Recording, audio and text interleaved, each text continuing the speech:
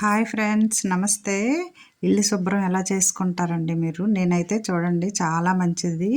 మనకి వాటర్ తీసుకున్న తర్వాత కొంచెం గడ్డుప్పు, పసుపు వేసుకుంటే మనం లైజాలో, ఫినాయిల్లో లైట్‌గా వేసుకోవాలండి.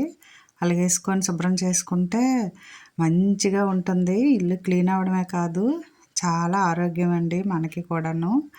క్రిములు, కీటకాలు అన్నీ పోతాయి. మనకు కనిపించని ఎన్నో ఉంటాయి కదండీ! అలాగా చేసుకోవాలి. ఇది ఇల్లొత్తేది చాలా ఈజీగా ఉంటుందండి. ఇలాంటిది తీసుకోండి వీలుంటే. ఆ తర్వాత మంచిగా మనం ముగ్గులు పెట్టేసుకుంటాం. మహాలక్ష్మిని ఆహ్వానించేస్తాం, దేవుళ్ళని.